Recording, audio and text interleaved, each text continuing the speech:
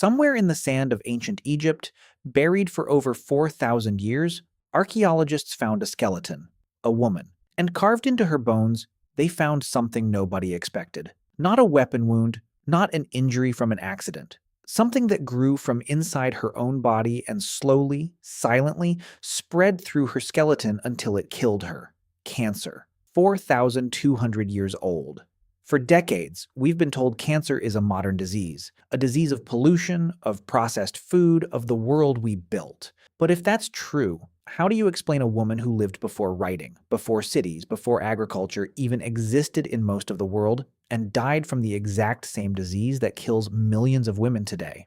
So what actually caused it? Did ancient women get breast cancer as often as women do now? Or is something about the modern world making it worse? Let's dig into one of the oldest and most misunderstood diseases in human history. First, let's talk about what cancer actually is, because most people think of it as something foreign, something that invades you from the outside. It's not. Cancer starts inside your own cells. Every day, your body copies billions of cells, and every copy involves copying your DNA. Most of the time, that copying is close to perfect. But sometimes, a mistake slips through, a mutation. Most mutations are harmless. Your body catches them, repairs them, or the faulty cell simply dies. But every once in a while, a mutation survives, and it tells a cell to do something it was never supposed to do: divide, over and over without stopping. That's cancer. Not an invader, a malfunction, a cell that forgot how to die. Which means, in theory, any creature with cells and DNA has always been capable of developing cancer. Dinosaurs got cancer. We've found tumors in fossilized dinosaur bones. Which means the real question was never, did ancient humans get cancer? The real question is, how far back can we actually prove it? That brings us to the skeleton we mentioned. It was found in Sudan, along the Nile, part of an ancient culture that thrived over 4,000 years ago. When researchers examined her bones under a scanner, they found something chilling.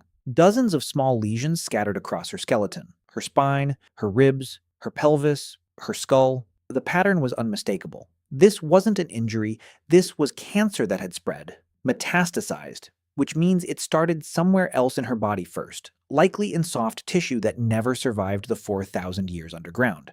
And by the time it reached her bones, it had already been growing for a long time. It's considered one of the oldest confirmed cases of metastatic cancer ever discovered in the human skeletal record. But here's where the story gets even stranger. This isn't just the oldest evidence we've found on bone. It's also written down. Literally. There's an ancient Egyptian medical document called the Edwin Smith Papyrus, dated to around 1600 BCE, though many historians believe it's a copy of a text far older than that.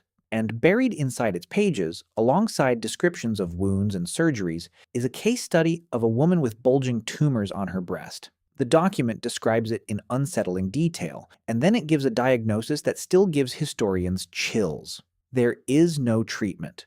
3,500 years ago, an Egyptian physician looked at breast cancer, recognized exactly what it was, and wrote down that there was nothing he could do.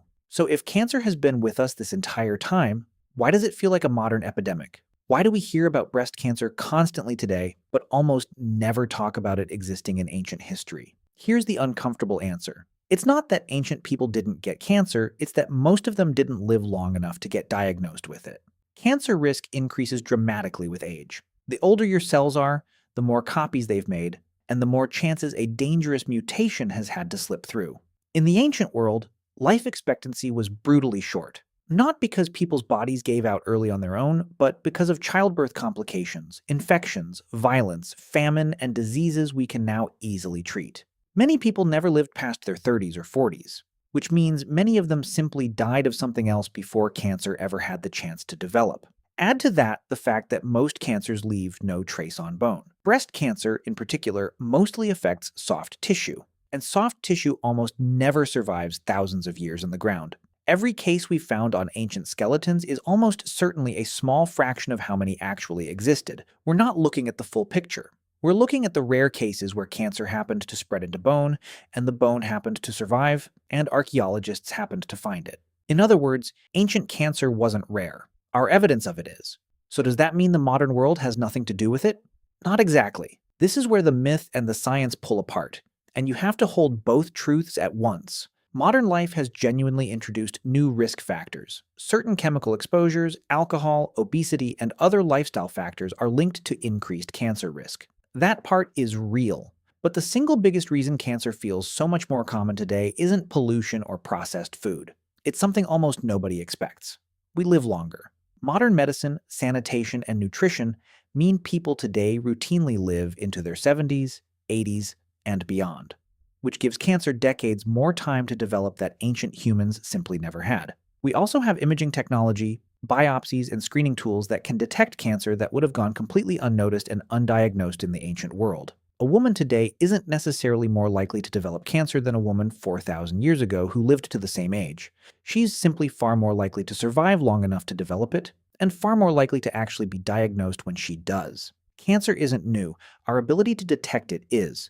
So the next time someone tells you cancer is purely a disease of modern living, remember the woman buried in Sudan 4,000 years ago. Remember the Egyptian physician who saw a tumor and knew exactly what it was. 3,500 years before we had the word oncology. Cancer has been part of the human story since the very beginning. It was here before agriculture, before cities, before written language itself. What's changed isn't whether we get sick. What's changed is how long we live, how well we can see what's happening inside our own bodies, and how much we can actually do about it now compared to a physician who could only write 4 devastating words. There is no treatment.